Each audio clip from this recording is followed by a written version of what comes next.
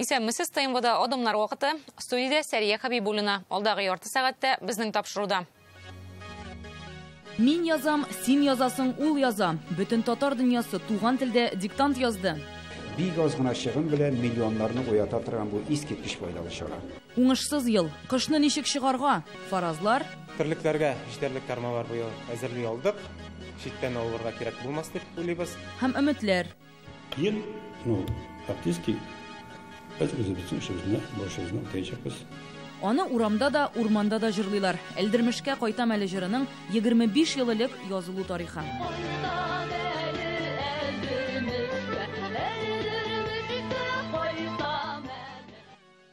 Бүген халыкны азык-төлек белән тәэмин итү мәсьәләсеннән башлыйк. Бу атнада аның белән бәйле берничә яңалык булды.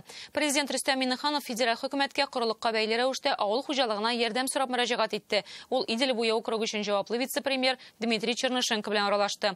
2010 елгы корылыктан соң Татарстан 700 мең тонна гына уңыш җыеп алган иде. Быел 2 миллион ярым. Уңышны саклар өчен кулдан килгәнне эшләдек, әмма бу гына җитми иде президент. Ул бу теманы хөкүмәттә карауны һәм төбәкләргә ярдәм күрсәтүне сорады. Хөкүмәт ярдәменә бүген ашлык үстерүчеләрдә, икмәк пешерүчеләрдә өмет итә. Беренчеләре уңыш аз булгач килгән зыянны каплау максатыннан, икенчеләре алдагы җәйгә кадәр он запасы булдыру өчен.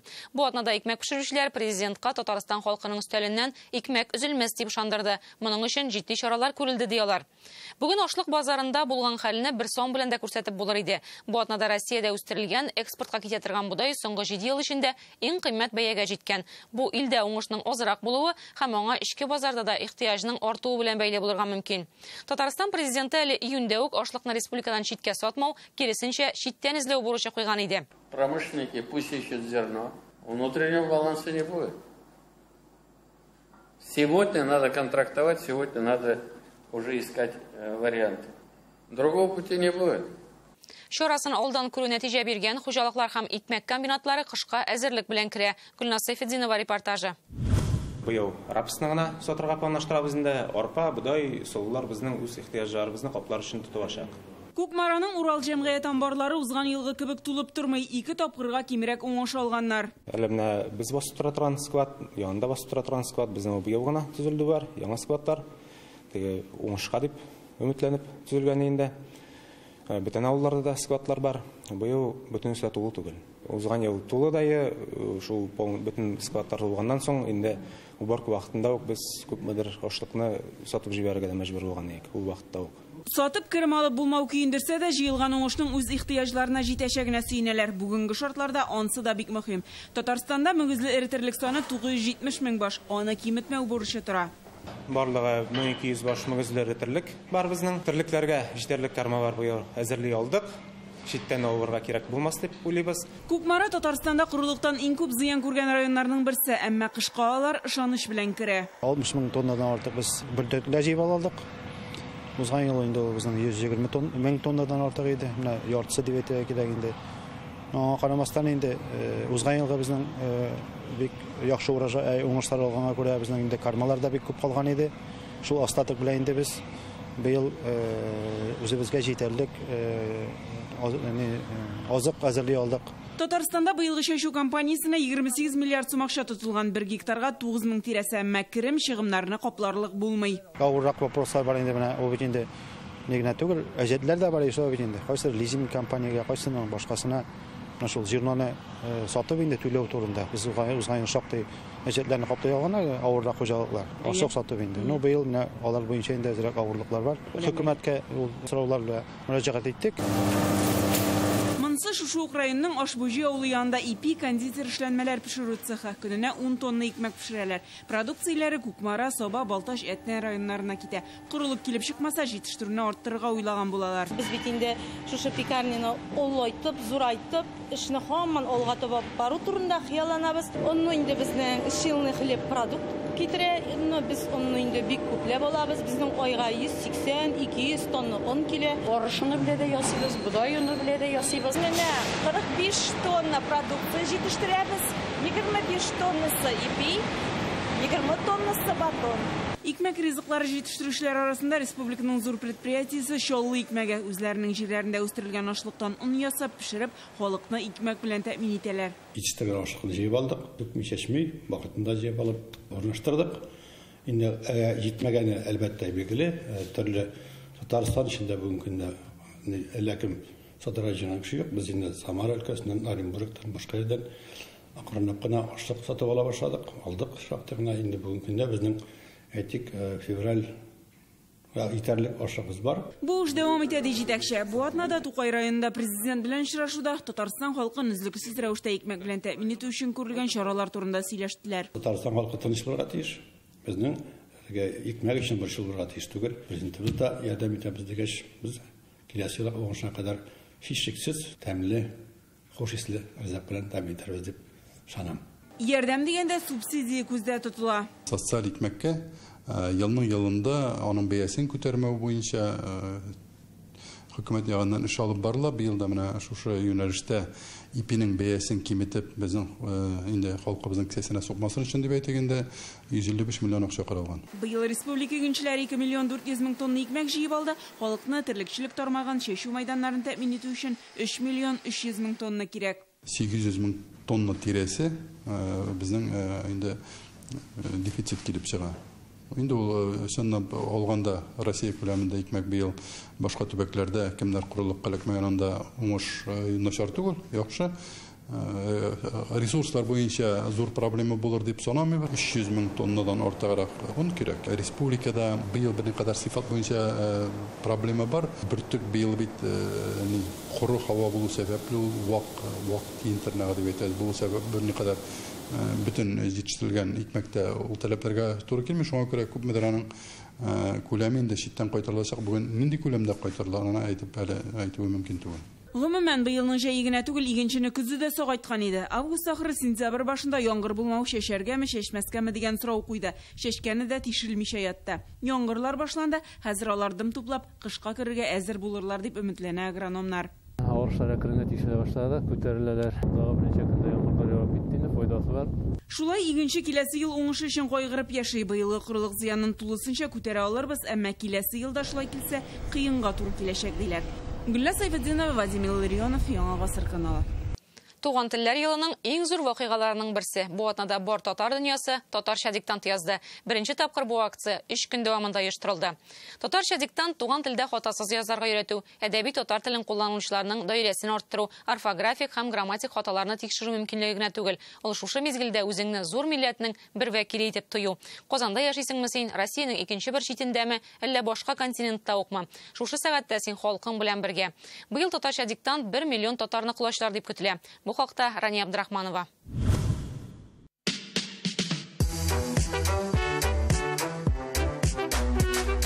Җир шарының 27 иле, Россиянең 67 төбәге, Татарстанның һәр районы. Быелгы татарча диктант акциясе тарихка шулай керәчәк. Күз алдыгызга китерегез, 3 көн дәвамында бер үк вакытта бер үк текстларны бөтен планета яза. Бөтен дөнья татар теленнән белемне тикшерү акциясендә барлыгы 1 миллионга якын татар катнашыр дип планлаштырыла. Моның өчен бөтен җир шары буйлап 2500 урында диктант язу мәйданнары оештырылган. Шуларның берсе Казанның филология һәм мәдәният-ара багланышлар институты. Алларында каләм белән кагаз, каршыларында мөгаллим. Казандагы төп мәйданда диктантны җомга яздылар. Җаны күңеле белән телгә бирелгәннәр, сөенгән, куангандыр, икеләнеп торганнар, бәлки шушы очрашудан соң безнең телебезгә аларның фикере уңаякка үзгәреп китәр, битарафлар бәлки уянып китәр. Шуңа күрә бик аз гына чыгым белән миллионнарны уята торган бу искиткеч файдалы чара. Бераз татар телен искә төшергә, аның грамматикасын, лексика, морфология дигәндәй. Мәктәптә укганда бер тапкыр да татар дәресе булмады, татар тел дәресе булмады. Шуңа күрә менә быел кызык булып китте, мәйтәм. Әйдәле, сынап карыйм, булдыралырмы микән, юк микән. Яңа әсәрләргә игътибар итәсен, укыган әсәрләрең булса да үзе бер рәхәтлек бирә торган, җанга рәхәтлек бирә. Монда татарларны, татарның каймагы очраша бирде. Россия төбәкләре акциягә бүген шимбә көнне кушылды. Свердловский, Оренбург, Саратов, Томск, Самара, Чиләбе, Чувашия. Алар өчен татарча диктант гади сынау гына түгел, ә милләттәшләр белән очрашып, аралашу, танышу, якынаю мәйданыда. Диктантны катнашырга тырышам. Мин ел сайын бер төбәктә диктантта катнашам. Без менә ирем белән 40 елдан артык Мәскәүдә яшәсәк тә, безгә барыбер иң якыны үзебезнең татар теле. Иде татарча сөйләшәбез. Пенсионерлар, яшьләр, студентлар, балалар килеп язалар безнең шул диктантны. Безнең төмән өлкәбез бөтен Россия Федерациясендә иң зур өлкәләрдән санала. Бездә 100 меңнән ашу татар яши. Элегелектән татар теле монда яңгыраган һәм татар теле хәзер монда үсәргә тиеш. Ул арада шитилер диктантны язырга әзерләнә генә әле. Алар парт артына иртәгә утырачак. Казакстанда 200 меңнән артык татар яши. Аларны диктант язырга Нур-Султан шәһәренең халыклар дуслыгы йортында көтәләр. Татарча диктант это ул теләге булган һәркем кушыла ала торган мәгариф акциясе. Туган тел белән кызыксындырудан тыш кеше үзенең грамматик һәм орфографик хаталарын белә алачак. Ассаламу алейкум, кадерле милләттәшләр. Австралиядән, Аделаида шәһәрдән сезгә зур кайнар сәламләр юллыйбыз.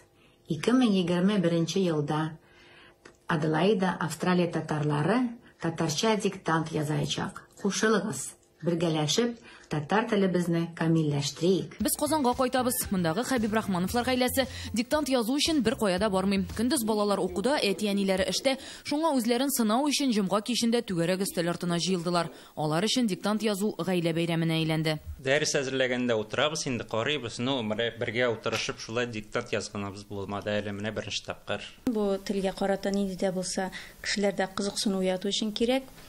Мин үзем дә филолог буларак, әлбәттә, бу минем өчен бигрәк тә кызык. Гаиләдә татарча сөйләшкәнгә күрә текст җайлы булды. Но кайбер сүзләр авыррак. Уртанчы балалары Җәмил диктантны мәктәптә дә язган булып чыкты. Тик гаилә бәйрәменнән аерылып калмады. Сыйныфташларның яртысы татарча сөйләшми. Шуңа күрә шундый акциялар татар телен өйрәнергә ярдәм итә дип уйлыйм. Онлайн язу мөмкинлеге милләттәшләрне җыюның тагын бер чарасы. Һәрбер кешенең үзенең мөмкинлекләре бар. Килә аламы, килә алмыймы, ерак түгелме? Менә ул безнең зур теге авырлыкларның берсе иде. Менә былтыр онлайнга кирип киткәчтән кешеләр машинада бөкедә утырганда да язырга була, кабинетта да язырга була. Диктантның татар телен, әдәбиятын, мәдәниятын, тарихын, милли үзаңны саклауга керткән өлешен татар җәмәгатьчелеге дә аз сызыклый. Ул бит культураны саклый. Чөнки бу телне сакламасак, культураны да саклап булмый. Безне тарихны да саклап булмый. Менә шулай. Шул хәтле бәйләнгәнме дим. Тел сундукта сакланмый ул. Тел көндәлектә яшәргә тиеш. Менә шуның өчен төрле кызыклы чаралар көндә булып торырга тиеш. Әлеге акция ул кешенең нинди билгегә язу белән бәйле түгел. Төп мәсьәлә безнең халкыбызны берләштерә торган әлеге акция. Сез күреп торасыз, менә әлеге уку йортында да һәрбер аудитория шыгрым тулы. Бу бит мәҗбүри куелган мәсьәлә түгел. Диктант язганнан соң күп кешенең гомумән әдәбиятка мәхәббәте уяна, китапка мәхәббәте уяна. Диктантка һәркем үз ниятләре белән генә түгел, үз имләсе белән дә килә икән. Былтыр мисал өчен текстлар арасында рун шрифты белән язылганы да булган. Быел да латин, гарәп алфавиты белән язучылар бар. Авазлар бит бер. Biz bir сүзне язабыз. Тик төрле тамгалар белән, төрле ишарәтләр белән. КФУда әлеге имләләрнең барысында аңлатучы, тикшерүче белгечләр бар. Узган ел каралган эшләрнең 250 меңен шул рәвешле сайтка алганнар. Арада 100 меңнән артык кеше 5легә, 93 меңе 4легә, 54 мең кеше 3легә язган була. Белгечләр ел саен бер үк хаталарның кабатлануына басым ясый. Ул хәрефен дөрес язмау очраклары менә бу бик еш күренә башлады. Бигрәк тә мәсәлән, шундый гади сүзләр. Bir ağırlığı da yok. Oy dip yazarlar. Mesela şunday гади сүзләр бушыннан әмнә клавиатураның булмауга, күп кешенең татарча клавиатураны кулланмавы белән бәйле. Шулай итеп, быелгы татарча диктантта татар халкының бердәмлеген, рухи кыйммәтләрен һәм туган телне саклавын күрсәтте. Диктант язырга өндәгән роликтагы сыман: каләмеңне ал, төймәләргә бас, туган телеңдә курыкмый, рәхәтләнеп яз. Рания Абдрахманова, Дина Газалиева, Александр Ярашов, Гадел Миндубаев, Алмаз Зыяддинов, Айдар Кунафин, Яңа Гасыр каналы. Тапшыруны көн вакыйгаларына күзәтү белән дәвам итәбез. Бүген Мәскәүдә Токиодагы Олимпия уеннарында җиңүчеләрне тәбрикләделәр. Владимир Путин алтын медаль алучыларга дәүләт бүләкләре тапшырды. Алар арасында якташыбыз Казан кызы Марта Мартьянова да бар иде. Рөстәм Миңнеханов бүген яшьләр эшләре министры итеп Тимур Сөләймановны билгеләү турындагы карарга кул куйды. Ул моңарчы беренче урынбасар булып эшли иде. Министр Дамир Фәттахов 9 сентябрьдә Мәскәүгә яшьләр эшләре буенча федераль агентлык җитәкчесе урынбасары вазифасына билгеләнде. Хөкүмәт йортында узган иртәнге киңәшмәдә президент Татарстанлыларның йортларына җылылыкны оешкан төстә бирү бурычын куйды. Республикада җылылык сезоны 6 сентябрьдә башланып китте. 22 районда социаль биналарга җылы бирә башлаганнар инде. Татарстанда 3 меңнән артык җылыту котельнисы бар. Аларның 6-сы әлегә әзер түгел. Министр строительства глав муниципальных образования предприятий энергетики, жилищных коммунальных обеспечит оперативную подачу тепла. Это, как я сказал, садики, больницы, социальные учреждения, но и жилье. В этой работе не должно быть никаких упущений. Бүген республика шәһәрләрендә көзге ярминкәләр эшли башлады. Алар 25 декабрьгә кадәр дәвам итәчәк. Казанда бүген 15 урында сәүдә иттеләр. Яңа урында бар. 3 елдан соң Чехов базары янәшәсендә кабат ярминкә уздырыла башлады. Казан халкы бүген кишер кәбестә йомырканы күпләп сатып алды. 2-3 атнадан ит һәм бәрәңгегә ихтыяҗ артачак дип тәҗрибәле фермерлар. Бүген Арча районының Яңа Кырлай авылында ат көне уздырдылар. Быел ул 7нче тапкыр оештырылды. Җайдаклар Россия төбәкләреннән якын чит илләрдән дә җыелган иде. 60 ат 40, 80, 120 чакрымга чабышты. Бәйрәмнең иң күңелле мизгелләре җиккән атлар арасындагы ярыш. Арбага печән белән ашлык тиеп чабалар. Тагын бер көтеп алынган уен аударыш дип атала. Монда атка утырган килеш күршеңне тартып төшерергә кирәк. Монда хәтта атлар арасында матурлык конкурсы да уздырдылар. Ор булдымы ничек? Юк, нигә бит. Әле быел беренче генә катнаштым монда. Абылай майданнан ел сайын яшәмим. 4 ел келмәй бишер келмәйне. Ирәнәсен атта ергәш, постоянно ирәнәсен инде ул. Үзе килә. Кешегә бирәлсә, бирә инде ул Ходай. Дәүләтле татар теле. Татар теле көчле ул, халыкара билге алган затлы телнең берсе ул. Әлеге шигырь юлларының авторы Татарстанның халык язучысы Гәрәй Рәхим. Бу атнада әдипне соңгы юлга озаттык. Татар әдәбияты һәм мәдәнияте өчен зур югалту. Гәрәй Рәхим төрле жанрларда иҗат итте. Сүзлекләр, антологиялар төзеде, кино өчен сценарийлар язды, конференциялар оештырды, дәүләт хезмәтендә эшләде һәм бар гомерен милләткә багышлады. Гәрәй абыйны сынын ясадымы, шушы сынны Гәрәй Рәхим белән хушлашкан көнне Фәйзрахман Камалов аның сынын ясаган. Соңгы елларда алар бик күп проектлар буенча бергә эшләгән була. Ул чыннан да бүгенге көндә нык югары дәрәҗәдә тахи кеше. Татар өчен янадыр ул. Татар, төрки дөнья, татар глобальный лидер. Гәрәй Рәхим күп кырлы талант иясе була. Әдәбиятта ул язып карамаган жанр юк. Шигърият, проза, драматургия 30-га якын китабы чыга. Без барыбызда халык шагыйрьләре, ә ул халык язучысы. Ул театр белән дә шөгыльләнде. Аның либреттолар язуында беләбез. Бер шигырендә әйтә ул: "Без тормыш дигән учакта ышкын булып Iştık dey. Әмма ләкин эссез ышкыннар түгел идек без dey. Публицистикада таныла. Татарстан яшьләре газетасында әдәби хезмәткәр, соңра Казан атлары журналында проза бүлеген җитекли, Шәһри Казан газетында хатлар бүлеге мөдире була. Татарстан язучылар берлегендә әдәби консультант, Татарстан китап нәшриятендә балалар һәм яшүсмерләр әдәбияты бүлегендә мөхәррир. 80нче елдан башлап 87нче елга кадәр РСФСР язучылар берлеге идарәсендә эшли. Мәскәүдә эшләде. Идел Урал милли әдәбиятлары буенча консультант, белгеч булып эшләде инде ул. Сергей Михалковның оң кулы иде ул вакытта. Гел менә кешенең күңелен күтәрергә теләп яшәде һәм беркайчан да үзенең менә шушы борчуларын, кайгыларын кешегә күрсәтмәде ул. Иҗатчылар даирәсендә үз кеше була ул. Мостай Кәрим, Илдар Юзиев, Хәсән Туфаннар аның остазлары. Керәшен егете Григорий Родионовтан Гәрәй Рәхим булып китүенә дә Хәсән Туфан этәргеч биргән. Менә ди синең ди шигырьләреңдә бер мәлендә китап булып басылып чыгачак ди, мин аңа ышанам ди. Әгәр дә китап булып басылып чыкканда, китапның тышында аның авторы Григорий Родионов дип куелган булса ди, бу китапны ди татар укучылары русчадан тәрҗемә дип уйларлар ди. Ләкин ди чын татар шагыйре булу өчен тәрҗемә белән чын татар шагыйре булып булмый ди. Китаплар язып бастырудан тыш ул төрле сүзлекләр, энциклопедияләр чыгара. Татар поэзиясе антологиясын төзүче, төшерелә башлап зур экраннарга чыга алмаган татарча беренче нәфис фильм Исте Булгар җилләре өчен сценарий язучыларның берсе. Гәрәй Рәхим 17 ел дәүләт советының тел, мәдәният, милли мәсьәләләр комитетында баш референт була. 90нчы елларда кабул ителгән бер төркем кануннарны чыгаруда аның өлеше зур. Аның ярдәме белән без мәгариф турындагы законны әзерләдек, кабул иттек. Аның ярдәме белән мәдәният турындагы законны, милли мәсьәләләргә кагылган законнарны, телгә кагылган мәсьәләләрне һәммәсендә әдәбият, сәнгать, мәдәният, милли мәсьәләләргә, мәгарифкә кагылган бөтен законнар аның ярдәме белән эшләнде. Мин аның ярдәмен бик нык тойдым үземнең менә эшемдә, дәүләт һәм югары совет рәисе буларак заманында. Нигә дигәндә, ниндидер татар телендә чыгыш әзерләргә, тарихи әйберләрне искә төшерергә билгеле, шамалы үзебезнең язучыларны искә алып, онытмыйча, мин аны гел Гәрәй Рәхимнән сорап, ул миңа әзерләп бирәдер.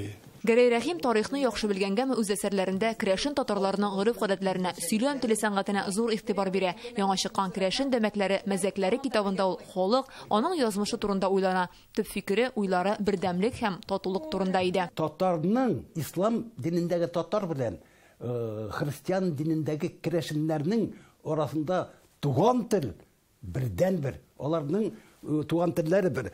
Һәм аларның әлбәттә Идел буенда яшәгән башка халыклар белән уртаклыклары телдә генә түгел әле, яшәү рәвешендә дә чагыла. Ул бер вакытта да үзем мин керәшен дип кычкырып йөрмәде бит. Мин татар дип кычкырып йөрде. Ул шуңа күрә безгә барыбер якын иде. Менә татарлыкны яклады. Татар бердән булырга тиеш. Без мишәрләргә, керәшеннәргә, типтәрләргә бүленергә тиеш түгел диде. Ул миңа шуның белән минем өчен ул ягы белән дә кадерле. Татар теленең бөеклегенә шигырьләрендә дан җырлый. Оның тирән мәгънәле сүзләре безнең каналдагы роликларга да кергән.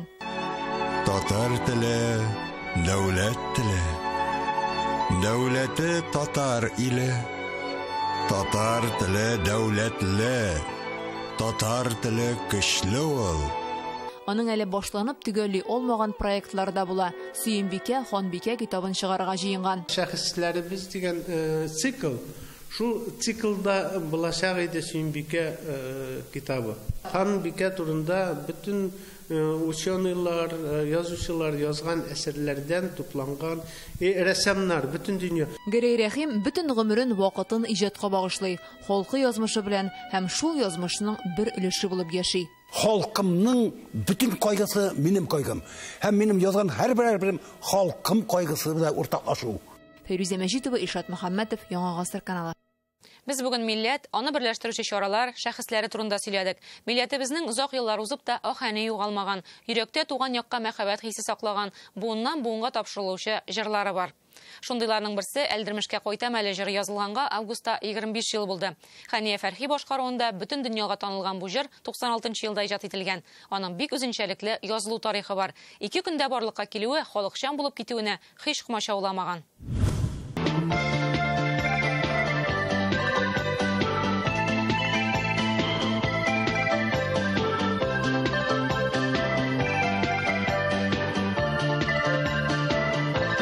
Мәдәни җомгада эшләгән вакыт мин Әлдермешне мактап язырга дип кайттым. Бик мактыйлар инде ишиста урамнары, ул мәчеттә. 25 ел элек танылган шагыйрә һәм журналист Тәслимә Низамины язмыш Биектау районының Әлдермеш авылына алып килә. Һәр авылның күрке чишмә булганга Әлдермеш белән танышу шуннан башлана. Ул чишмә җырлап ага. Сон иштемдә җырлап та җибәрдем. Кайтам әле Әлдермешкә чишмәгә төшәм әле дип. Йөрәк хисләнмәсә матур җыр тумый. Җырны Ханиягә бирделәр. Ханияның ана үзенчәлекле бер аһәңе бар бит инде, матур аһәң.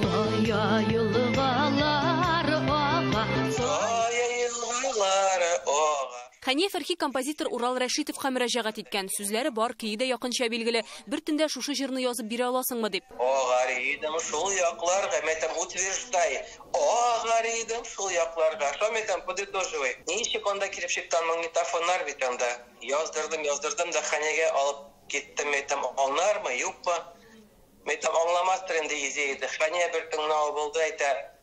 За хвост ты удачу поймал, ди. Точно, что надо было, ди. Җырны Хания Фәрхи җырлый башлый. Әлдермеш авылында бөтен Татарстанга таныла. Бүген аны белмәгән татар юк. Әлдермешнең үзендә инде 25 ел буе бер сабан туеда әлеге җырдан башка узмый. Беләсезме ул җырны?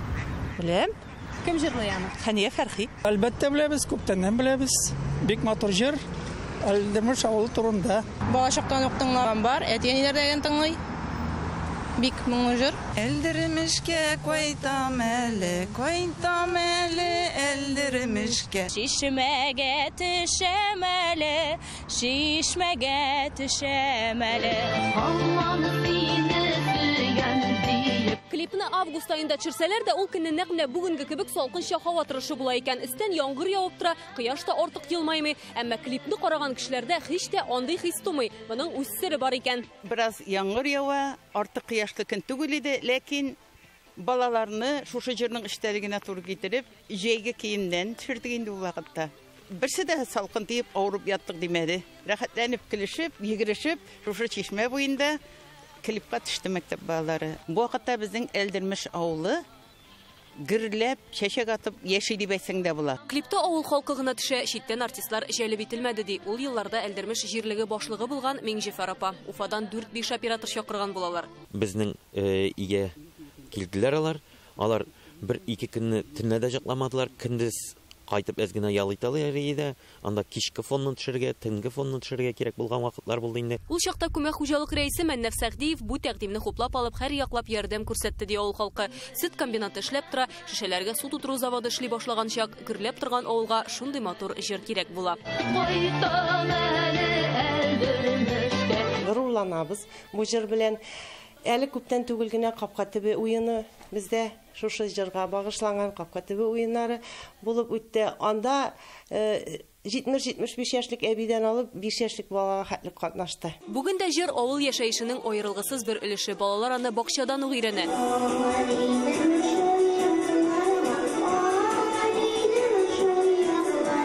25 ел буе ул яңгырап килгән радиолардан шулай. Клипта бала чакта төшкән кызлар бүген үзләре сабыйларны укыта, туган якны хөрмәт итәргә өйрәтә.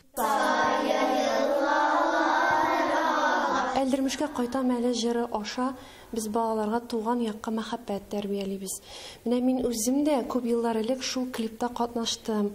Балалар белән без тау башыннан йөгереп төштек, экскурсияга барган шикелле итеп күрсәттек клипта.